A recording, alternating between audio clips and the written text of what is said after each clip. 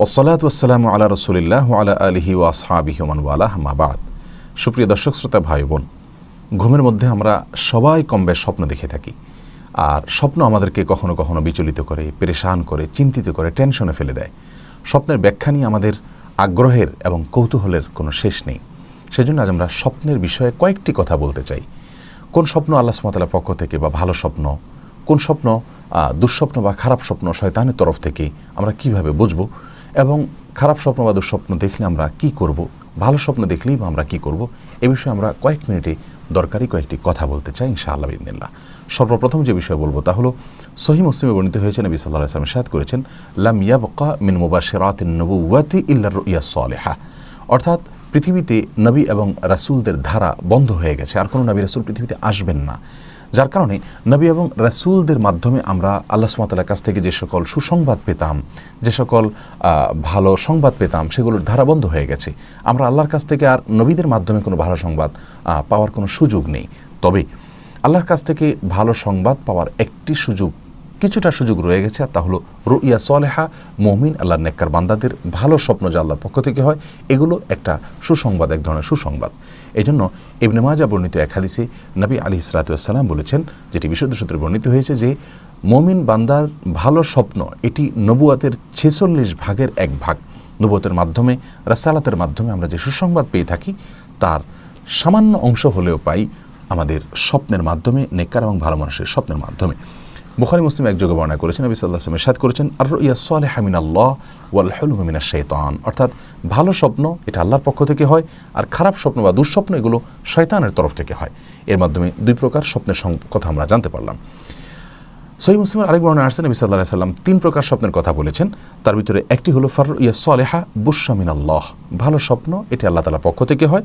ওয়া রুইয়া তাহজিন মিনাশ শাইতান, আর খারাপ স্বপ্ন যা মানুষকে চিন্তায় ফেলে দেয়, চিন্তিত করে দেয়, পরেশান করে দেয়, ব্যাকুল করে দেয়, অস্থির করে দেয়, এটা শয়তানের তরফ থেকে।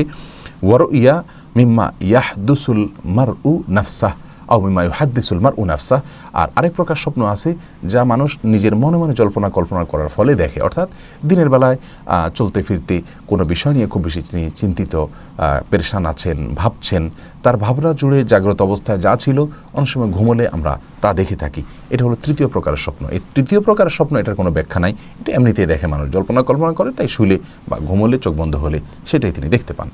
আলোচনার বিষয় হলো প্রথম এবং দ্বিতীয় প্রকার নিয়ে, অর্থাৎ আল্লাহর পক্ষ থেকে যে স্বপ্ন আসছে সেটি নিয়ে, আর শয়তানের তরফ থেকে যে স্বপ্ন আসছে সেটি নিয়ে। আল্লাহর তরফ থেকে যে স্বপ্ন আসছে সেই স্বপ্ন আমরা কিভাবে বুঝবো যে কোনটা আল্লাহর তরফ থেকে স্বপ্ন হচ্ছে ভালো স্বপ্ন আর কোনটা খারাপ স্বপ্ন? এটা বোঝার জন্য দুটি উপায় রয়েছে। একটি উপায় হলো যে স্বপ্নটি আমরা খুব পরিষ্কারভাবে দেখব, কোনো ঝাপসা দিক নাই, একেবারে জাগ্রত অবস্থায় দেখার মতো মনে হবে, পরিষ্কার, এটি আল্লাহর পক্ষ থেকে দেখানো স্বপ্ন, এটা হওয়ার সম্ভাবনা অনেক বেশি থাকে। যদিও কোনো কোনো ক্ষেত্রে শয়তানের তরফ থেকে দেখানো স্বপ্ন আমাদের কাছে অত্যন্ত পরিষ্কার থাকে, আমাদের খুব মনে থাকে, পরিষ্কার থাকে। আর দ্বিতীয়ত এবং সবচেয়ে বড় এবং প্রধান যে ইঙ্গিত আল্লাহ তাআলার পক্ষ থেকে যে স্বপ্নের আলামত, সেটি হলো যে আল্লাহ সুবহানাহু ওয়া তাআলার পক্ষ থেকে যে স্বপ্ন দেখানো হবে, সেই স্বপ্ন দেখার পর আমাদের মধ্যে কোনো প্রকার অস্থিরতা দেখা দিবে না, কোনো পেরেশান আমরা হব না, চিন্তিত হব না, বরং আমরা সে স্বপ্ন দেখার পর আমাদের মধ্যে ভালো লাগা কাজ করবে, প্রশান্তি কাজ করবে, আমরা এক ধরনের ভালো কোনো ইঙ্গিত পাচ্ছি এরকম মনে হবে, আমাদের কাছে মনে হবে যে আমরা ভালো একটা স্বপ্ন দেখেছি। এই স্বপ্ন সাধারণত আল্লাহ সুবহানাহু ওয়া তাআলার পক্ষ থেকে হয়ে থাকে। এ সম্পর্কে বিভিন্ন হাদিসে বিভিন্ন রকমের বর্ণনা থেকে আমরা ইঙ্গিত পেয়ে থাকি। ভালো স্বপ্ন যদি আমরা দেখি, সেক্ষেত্রে সেই স্বপ্ন সম্পর্কে নবী সাল্লাল্লাহু আলাইহি ওয়াসাল্লাম বলেছেন, এটি মানুষকে বলতে অসুবিধা নাই, তবে কাছের লোকদেরকে, প্রিয় মানুষদেরকে, ভালো মানুষদেরকে বলা যেতে পারে। আর খারাপ স্বপ্ন যেটি শয়তানের তরফ থেকে হয়, দুঃস্বপ্ন হয়ে থাকে, সেটি আমরা কিভাবে বুঝবো? তো সে প্রসঙ্গে সহিহ মুসলিমের বর্ণনা যেটি মাত্রই আমরা বললাম, যে স্বপ্ন হলো রুইয়া তাহজিন মিনাশ শাইতান, অর্থাৎ শয়তানের তরফ থেকে পেরেশান করার জন্য যে স্বপ্ন দেখানো হয়ে থাকে, এটাই শয়তানের তরফ থেকে। যে স্বপ্ন দেখার পরে আমরা বিচলিত হয়ে পড়ি, চিন্তিত হয়ে পড়ি, পেরেশান হয়ে পড়ি, আমাদের মন খারাপ হয়ে পড়ে, আমরা দেখছি মারামারি, কাটাকাটি, রক্তারক্তি, আমরা দেখছি যে সিঁড়ি দিয়ে, বাইসাইকেল দিয়ে উঠছি, অনেক কষ্ট হয়ে যাচ্ছে, ঘাম বের হয়ে যাচ্ছে, এবং খাট থেকে পড়ে যাচ্ছি বা উপর থেকে পড়ে যাচ্ছি।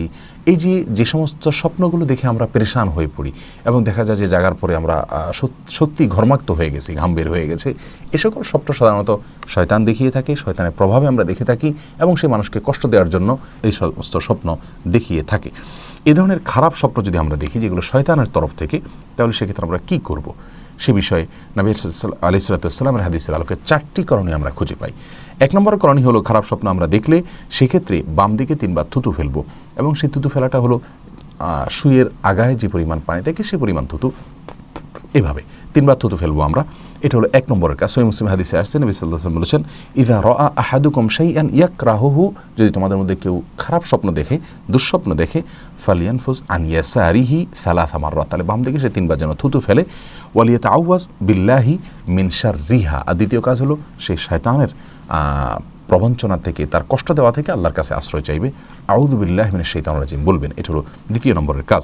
এই 2টা কাজ যদি করা হয়, নবী সাল্লাল্লাহু আলাইহি ওয়াসাল্লাম বলেছেন, ফাইন্নাহা লান তাদুররাহু, তাহলে সেক্ষেত্রে এই 2টা কাজ করলে শয়তান তার কোনো ক্ষতি করতে পারবে না।